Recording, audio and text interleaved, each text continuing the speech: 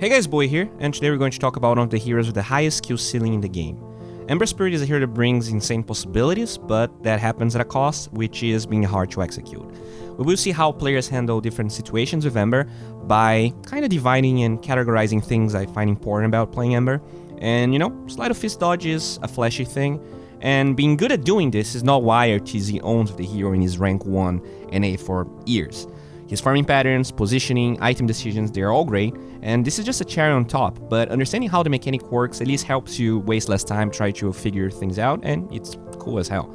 The first type of Sleight of Fist dodge that exists is against projectiles, stuff like Gyro's missile, Tinker's rockets, and people think that dodging projectiles is about waiting for them to be close to you, but that's not true. Actually, it depends. What you want is to Sleight of Fist creeps or heroes when the projectile is the closest to them. This means that when Tinker launches the rockets, you Sleight of Fist like this, instead of like this. Let's watch a couple of examples of Arteezy doing this. In fact, in this case, the Sleight of Fist is a non-projectile spell. Spells like this one are better dodged by watching the animation of heroes, and in a scenario like this one, he's just spamming W. All you're doing is praying that you can get the spell off as soon as the scepter ends. But Arteezy is really good at doing it in crowded fights. Watch these other examples. Dyer was nearby Roshan, and Arteezy is trying to slowly wear them down, but the fight drags a little bit and Ben Jazz gets isolated. Just watch how he plays flawlessly against the center. He dodges the LSA by going bottom,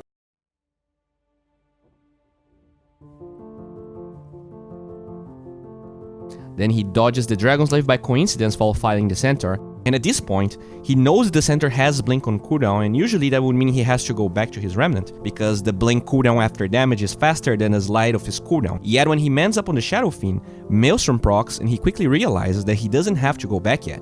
Because he knows the Blink is coming, he obviously saves his Sleight of Fist, wasting the center spell, and that would be a kill, had TK not been there while the Lincoln was on cooldown. Then he also forces the Shrine on Shadow Fiend and gets out, just impressive. The amount of Sleight of Fist dodges he pulls off in this game is insane. When the high ground is being breached, Arteezy respawns and another fight begins. As he approaches the fight with Remnant, know how he waits exactly when the Lina starts to turn around to dodge the LSA. After that happens, Lina gets hooked, and as Trian's animation starts, perfect Sleight of Fist dodge, dodging Overgrowth, one of the hardest counters to Ember, especially in a game like this. Since Arteezy doesn't have the scepter, he has to trust his dodges to even have a chance in the fights. Knowing that the CK stun is on cooldown and he gets on top of the tree in the CK. Fighting with Ember is all about buying as much time as you can, especially when you're fighting beefy boys. Watch how he uses the fog to avoid the illusion damage, but still be close enough to keep fighting. With Sleight of Fist dodge being out of the way, we can start understanding the multiple ways to fight with the hero. As we talked about, beefy boys and gap closer are usually the heroes that you fear as Ember. This means that you're not going to necessarily use Remnant aggressively. Even when a lot of heroes are clumped up in a fight, you want to wear them down from afar and only at the end get closer. In fights like this one, Arteezy was spamming the spell whenever it was available to then retreat slightly to get the next Sleight of Fist off. But here, because he played like that, he gets stuck on Overgrowth. Trin learned his lesson and held Overgrowth until he knew for a fact that Sleight of Fist was on cooldown. The fight kinda keeps evolving.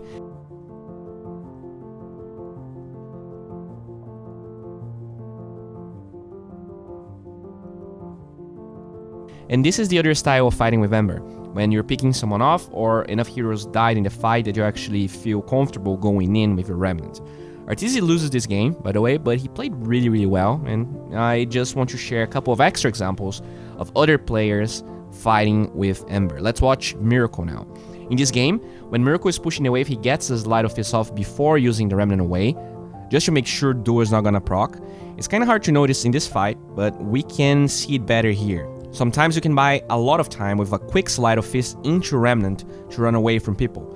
Get into the habit of finding the most populated area around you when something scares you, so you can Remnant away from the targets with more ease. In this fight, Miracle is facing a hero with a Dispel, so this is why he has no chains learned yet. He played safe lane versus the Legion after all. And just watch this fight. He understands the Lina is nearby, so when he walks up to the Legion, he gets just a glimpse of vision on the Lina.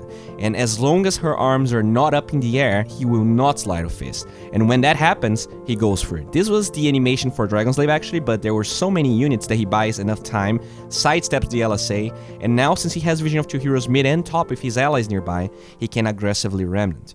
Unfortunately though, Naga TPs to help.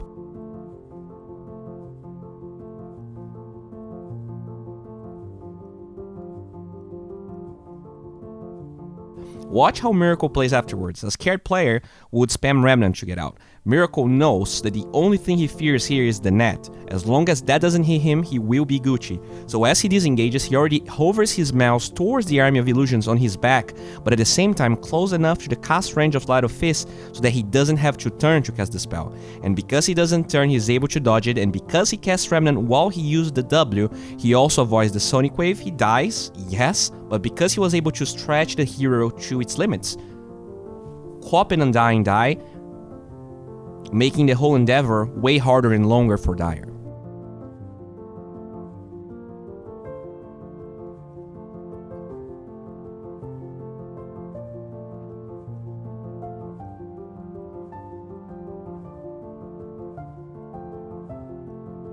Take a look at this fight where Dire is diving their tier 1 mid and Miracle is about to respawn. Very similarly to AM, Naga drains mana, and it's not a hero that you want to aggressively Remnant towards necessarily, but since he died and thus had 3 Remnant charges, he goes for the Undying and Note, saves the chains that he wanted to use on the Naga to make sure he wouldn't take damage, but then a Wild Legion shows up and then he barely escapes the cast point of Duel.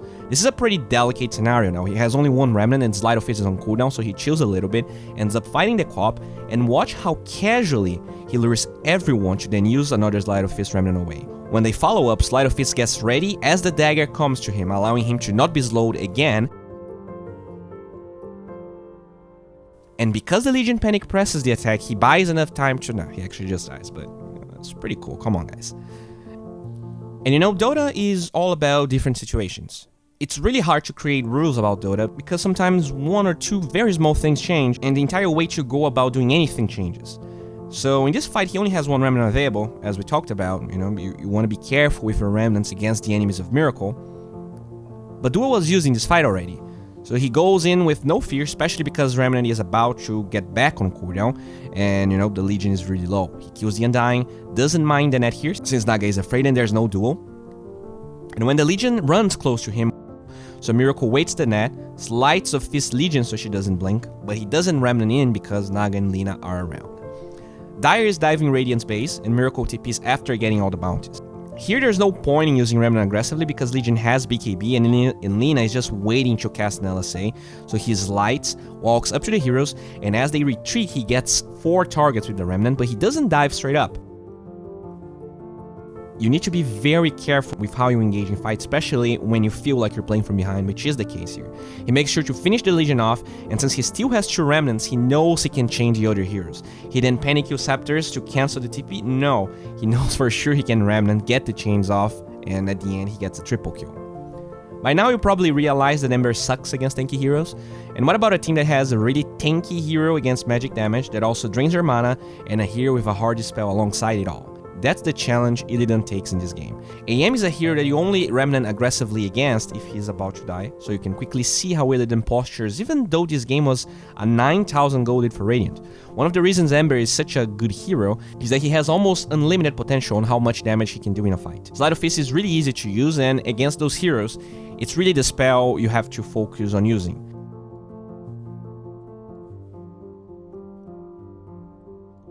As the fight evolves, you can see him trying to slight dodge the dagger, but he was just a little bit too late. Look how he plays around the AM. He doesn't even dare to attack him during the chains, and when he blinks on Illidan, he quickly gets the hell out. Yes, Illidan dies, but he dealt 5,000 damage in this fight, and he ends this game with 64k damage and he wins, so let's just watch how he did it.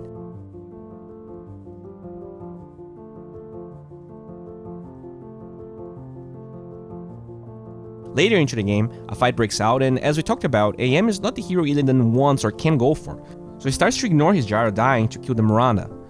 In a game like this one, using Remnant aggressively against the Omnislow, Orchid, and AM is suicide, so he has to play around and away from everyone, and that's why this game took Illidan 1 hour to win. So you know, it's really all about playing a shit ton of games of Ember if you want to be even near what you're seeing in this video. See how he intentionally changed the co-op instead of the AM to get another kill? He's just playing as if the AM doesn't exist. Look at the fight that wins at the end of the game. Wyvern is the warding, and the Ember engages on her, and after the Fear spell is over, he tries to finish the job, but Wyvern gets the yield off. What allows the next set of events to happen is one Sleight of Fist dodge. Quap is buying time for Yam to roach, so she goes back thinking she can get another Scream with Fear off, but by the skin of his teeth, the Ember gets the Sleight of Fist, survives, and the end result is, well, Quap dies really fast, allowing Radiant to get inside the pit and Gyro to steal the Aegis, killing the AM and pretty much just winning the game. Alright, let's watch this Bryle game. He's against a Slark, a hero Bryle doesn't want to be near, and on top of that you have an offlaner that provides a hard dispel. That's why Chains is on the level 1 here. In this fight he deals with the Abba that disengages, they group on the puck, and while the Treant gets a great overgrowth,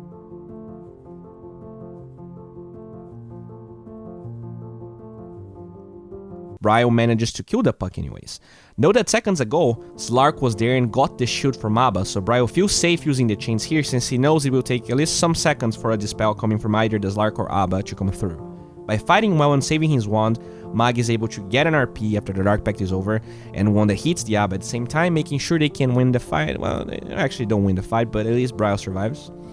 Just think for a second on the Radiant team. They have Pounce, Coil, the Tree Boop, Overgrowth. The amount of roots and leashes is insane. Coil lasts 8 seconds alone, Overgrowth lasts 4 seconds, then you have 3 from the Pounce, 3 from the Boop, and you can imagine how hard this game was for Bryle. Yeah, he does win this one, so let's see how.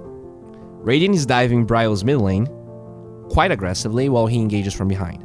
First, note that he engages after shield is used on Slark. This means that when chains connect, the Abba is forced to ult so he doesn't get silenced, so that's a win. Note how he avoids to hit the Slark, and also doesn't spam the chains when they get ready. He knows Abba will dispel it, so only when the cogs separate the Slark from the Abba he goes for it, getting a kill, and then later, they can munch the Slark down.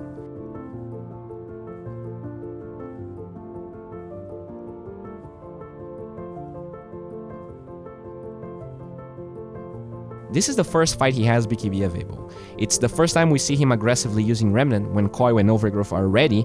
By doing this, he also clears the creep wave to then use the chains. If he used it with the Sleight of Fist, he might have wasted the ability on lane creeps, and this is one thing that you have to keep in mind. He then clears the Abaddon and ignores the Slark for the most part, since even with BKB he's gonna steal stats from him. Rubik gets left behind, but watch how he doesn't let him steal the chains. Bryle doesn't want to waste remnants, and he has no other spells to use.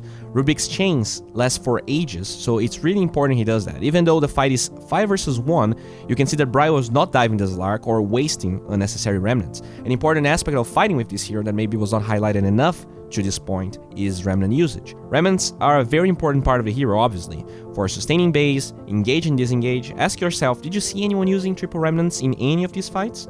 That's not to say it's forbidden to do that, but just be aware, until level 25, it's not common nor advised to waste the spell, since it completely kills your hero when you have to fight without it. Now that Bryle has BKB, he doesn't have to worry about chains being stolen as much, and he just goes on to the Rubik here, but the actual Pog play happens after it. Slark is nearby, and if you check Bryle's inventory, he went Octarine Core, even though he has a Magnus on his team, you know?